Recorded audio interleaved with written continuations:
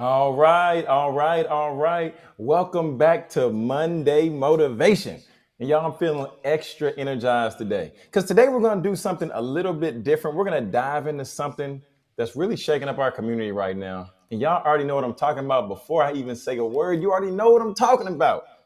But you've probably seen all the headlines with different people talking about DEI, talking about diversity, equity, and inclusion, especially with what's happening at major retailers like Target. And, we're seeing all across the country. This is affecting many of us, small business owners, entrepreneurs, just all across the scope. And this isn't just corporate jargon we're talking about, right? This directly affects our communities, opportunities, our representation, and our economic future. Think about yourself. Think about your family. Think about your friends. So I was listening to an NPR interview that took place on the Morning Edition, where they interviewed April Showers, and she's the founder of Afro Unicorn.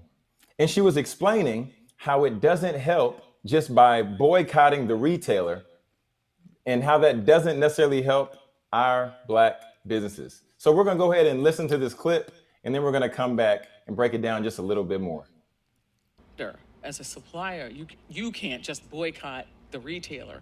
Could you just say as briefly as you can why that's not so easy for you? Like for a consumer, you can just say, well, I'm not going to buy that, or I'm not going to shop there. But as a vendor, you can't do that. Well, I think what it is people are asking us to take our products out of the stores. Right. So that's the part that we cannot easily do.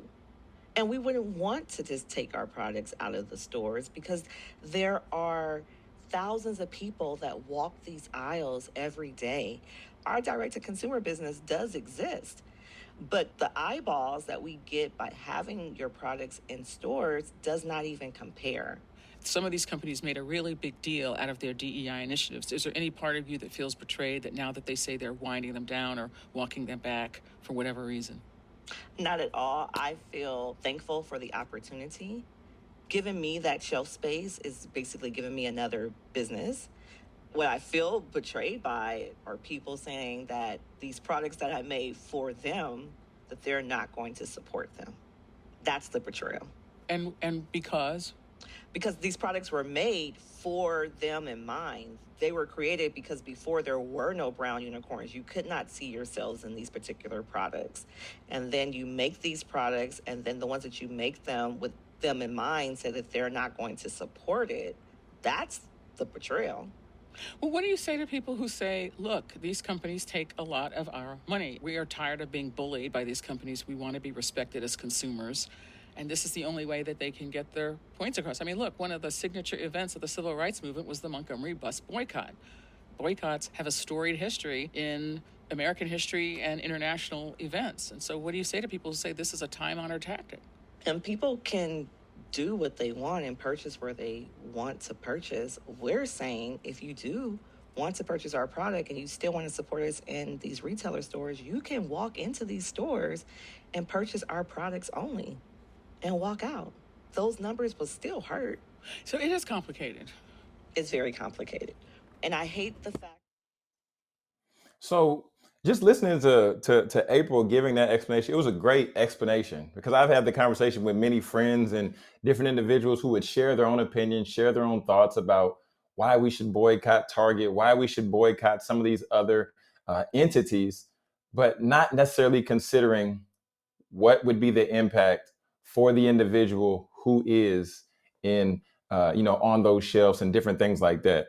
Because we have to think and also understand that when companies begin to scale back their DEI initiatives, it's not just about numbers on a spreadsheet, right?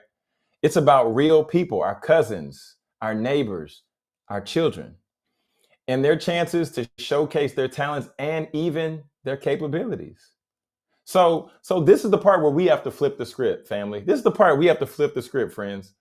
Instead of just focusing on what's being taken away, let's talk about what we can build.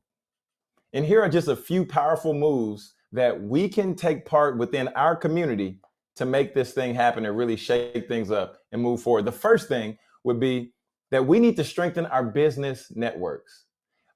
Considering Where is our local Black Chamber of Commerce?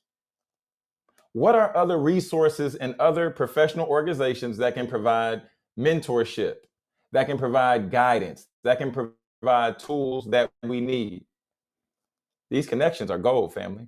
Second, we need to begin to further support and grow Black-owned businesses. When we create our own, now we're building something that no one can take from us. We're creating opportunities, and we're not waiting for somebody to build a table for us, but we're bringing the table, the plate, the chairs. We're bringing it all. And then thirdly, there's one crucial thing that we need to really hone in and focus on. And that thing specifically would be financial education, right? Understanding financial literacy and entrepreneurship.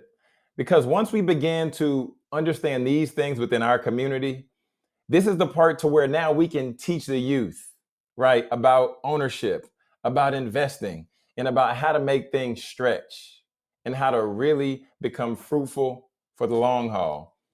I'm talking about wealth building, right? And this will now set us up for generational wealth. So now I want you just to begin to think based on the people that are in your immediate circle around you, maybe a family, maybe a friend, maybe a colleague. But we must understand that the people who are right beside us, who we see putting in work day in and day out, we've seen them create the product, we've seen them talk about the product. Now we have to begin to consider where are we going to put our dollars and how are we going to support?